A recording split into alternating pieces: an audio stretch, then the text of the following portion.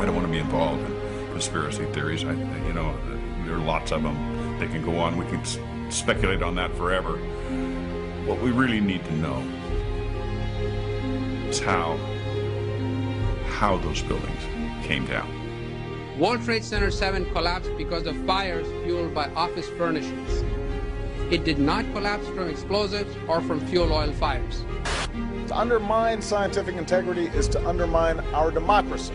This is what NIST has done, denied and ignored crucial evidence. The American people absolutely need the truth of 9/11. More than 1,500 architects and engineers and 12,000 others, including many scientists, have signed the petition calling for a scientific investigation of the destruction of the Twin Towers and World Trade Center Building 7. The report, issued by the National Institute of Standards and Technology, referred to as NIST, was not valid science.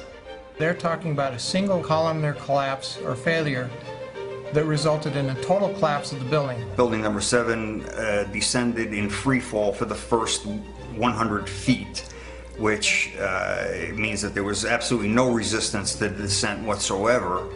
So all of the columns really needed to be severed at the same time. The symmetry is the smoking gun. NIST has admitted it went into free fall for 8 stories. You don't need to be an engineer or an architect to see what happened to those buildings. Dit is controlled demolition. Zeker weten. Zeker weten. What I saw, it was a classic implosion. The center of the core, the penthouse area, starts to move first, and then the building follows along with it. NIST excluded the document from FEMA in Appendix C that documented the evidence of melting steel. In an office fire, you cannot generate enough heat to melt steel. There were these iron microspheres present in all of the dust samples. They needed to have been formed in extremely high temperatures. All the characteristics of the microspheres, along with what I see in the attack of the beams that were actually found, tell me that thermite was involved in melting those steel beams. In the dust, what we have found is a modern version of thermite, which we call nanothermite. NIST concedes that they found no evidence for explosives. So then we asked them, well, did you look?